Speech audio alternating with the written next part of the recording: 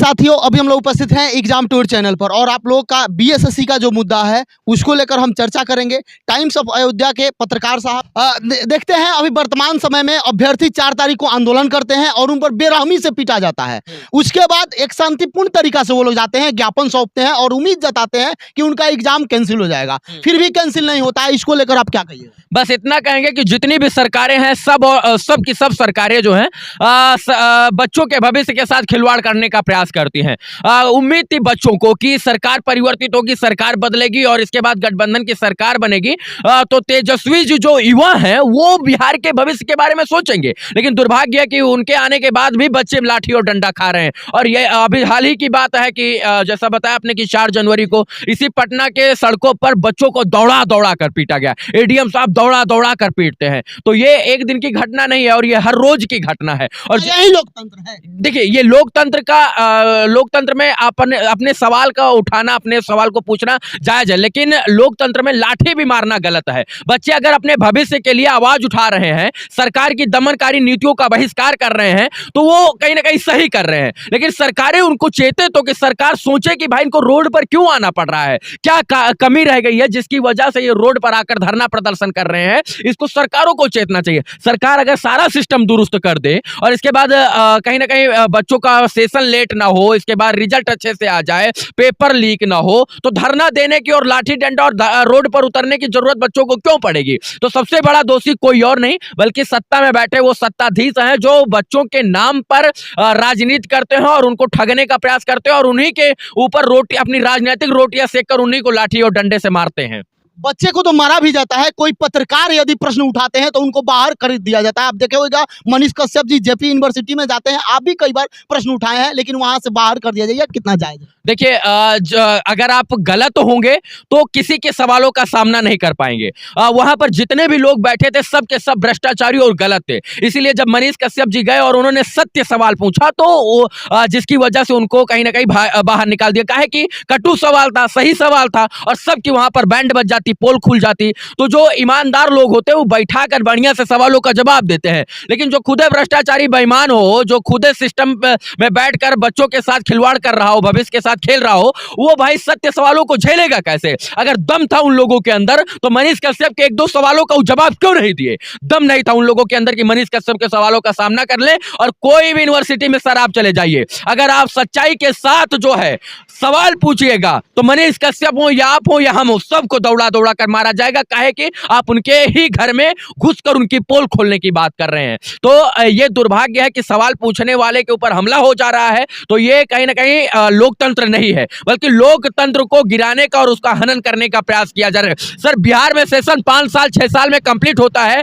कभी इसकी चर्चा सदन के अंदर हुई नहीं हुई। लेकिन शराबबंदी की चर्चा होती है, शराब जातीय जनगणना की चर्चा होती है, सत्ता कब परिवर्तित होगी इसकी चर्चा होती है। अरे कम से कम कोई तो सांसद और मंत्री विधायक सदन के अंदर आवाज उठाए कि जो है सेशन लेट क्यों चलता है? कोई नहीं उठाता है। काहे कि किसी भी नेता, अधिकारी, कर्मचारी और किसी भी बीसी और किसी भी प्रोफेसर का बच्चा Chhapra university, Magadh university, Mithila university, इसके बाद जितनी भी यूनिवर्सिटी है उन बिहार के अंदर उनके बच्चे नहीं पढ़ते हैं, ग्रेजुएशन नहीं करते हैं। वो लोग बाहर पढ़ते हैं, दिल्ली जाते हैं, बंबई जाते हैं, कर्नाटक जाते हैं, बैंगलोर जाते हैं, हैदराबाद जाते हैं, आंध्र प्रदेश जाते हैं, उत्तर प्रदेश जाते हैं। इसके बाद जब और बच्चे कुछ लोग हैं उनके बच्चे लंदन, कनाडा, अफ्रीका और अमेरिका जाते हैं। तो जिस दिन से प्रोफेसर और बीसी साहब के बच्चे उनके यूनिवर्सिटी में पढ़ना शुरू कर देंगे उसी दिन से सेशन सही हो जाएगा। एक प्रश्न लगातार लोगों का है कि जो भी अभ्यर्थी है उनको तो बेरहमी से मारा ही जाता है और उनके साथ जैसे बीपीएससी का हो गया, बीएसएससी का हो गया, लगातार प्रश्न वायरल होता है, लेकिन समाधान यात्रा नीतीश जी करते हैं। क्या पटना में ये सब मुद्दा समाधान के लिए नहीं है उनके लिए? देखिए, समाधान यात्रा में किसका समाधान निकला है आप बताइए? किसी का नहीं निकला। तो समाधान यात्रा का मतलब सर, समाधान यात्रा सिर्फ और सिर्फ वो है जिसमें अपना एक आईने से देखा जा सके कि समाधान की आड़ में कि हमें लोग कितने लोग ग्राउंड पर फॉलो कर रहे हैं। बस वही चीज है। समाधान से घर पे जाने से समाधान निकलता है? अरे आपका सदन मिला है समाधान निवारण करने के लिए, आपके प्रोफेसर, आपके बीसी के साथ आप मीटिंग कीजिए, तब समस्याओं का समाधान होगा कि पेपर लीक क्यों हो जाता है। जिस शिक्षा मंत्री को बिहार की शिक्षा व्यवस्था पर बात करनी चाहिए, वो रामचरितमानस पर बात करते हैं, तो वहां का शिक्षा व्यवस्था मजबूत होता कदापि नहीं होगा।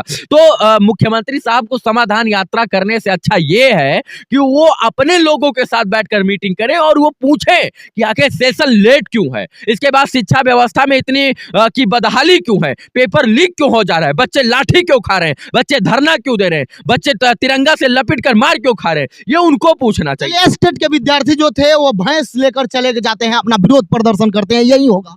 देखिए मैं इतना कहूंगा, लोकतंत्र में अभिव्यक्ति की आजादी है।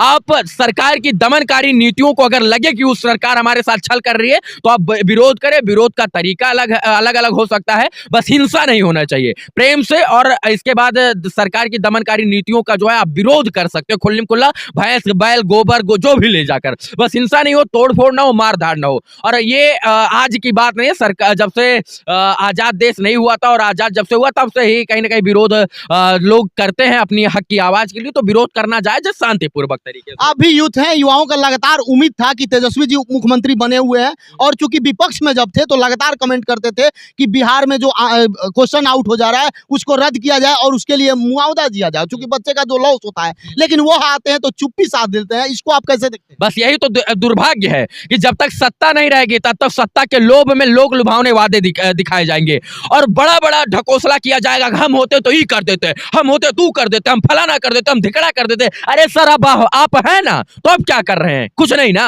तो यही सीखने की जरूरत है कि जब तक आपके सत्ता में सरकारें नहीं रहेंगी, कोई भी नेता मंत्री विधायक को, कोई भी मुख्यमंत्री हो, सिर्फ और सिर्फ ठगने का और आपको लुभाने का प्रयास करेगा। और जिस दिन वो कुर्सी पर बैठ जाएगा उससे बड़ा बादशाह कोई नहीं है। बस वो आपको सिर्फ और सिर्फ मारता देखता देखा और इसके बाद जांच का आदेश देगा और जांच में कुछ नहीं निकलेगा। एडीएम साहब वहीं के वहीं रहेंगे, बच्चों का हाथ पैर टूट जाएगा, वो जीवन भर जो है इधर उधर रोते गाते रहेंगे। आखिरी सवाल है आपसे, जो भी अभ्यर्थी देख रहे हैं और आप देखते होइएगा, जो पढ़े लिखे युवा हैं वह इस सब में पढ़ते नहीं है, वो सोचते हैं हम बाहर का रास्ता यानी कि बच निकले।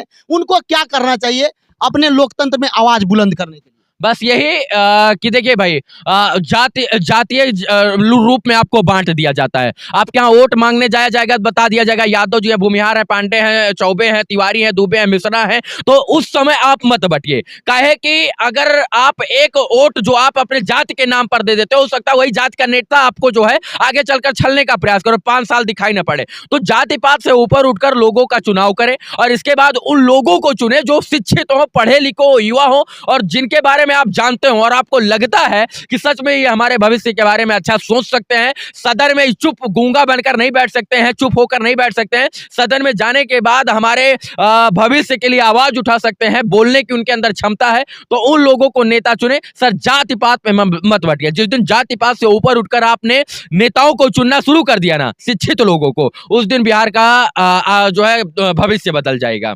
रवि जी, समय देने के लिए बहुत बहुत धन्यवाद आपका। बहुत बहुत धन्यवाद आपका इन तमाम विषयों पर बात करने के लिए। काहे कि इन तमाम मुद्दों पर बहुत कम ही लोग बात करते हैं और ये बहुत ज्वलंत और गंभीर टॉपिक है। काहे कि बिहार के करोड़ों बच्चों का भविष्य बर्बाद हो रहा है। वो लोग जाकर उत्तर प्रदेश, बंगाल, झारखंड से सेशन जो लेट सेशन यहाँ चल रहा है उसकी तैयारी करते हैं, स्नातक और ग्रेजुएशन जाकर वहां से करते हैं। तो ये बहुत ज्वलंत टॉपिक था और इसको उठाया जाना बहुत जरूरी है और हम सब लोग को मिलकर इन तमाम विषयों पर बात करना होगा, तभी बिहार के लोगों का भविष्य उज्जवल होगा, बच्चों का। और बच्चों से भी अनुरोध है कि तुम भोजपुरी वाला वीडियो तो शेयर करते हो ठीक है, लेकिन जब सेशन लेट के ऊपर कोई यूनिवर्सिटी में जाकर सवाल पूछे और इस मुद्दे पर कोई सवाल करे तो जरूर वीडियो को शेयर कीजिए ताकि सत्ताओं तक ये बात पहुंचे। तो निवेदन है कि आप लोग साथ दीजिएगा तो हम इन लोगों को सबक जरूर सिखाएंगे। चलिए, जय हिंद, जय भारत, जय युवा।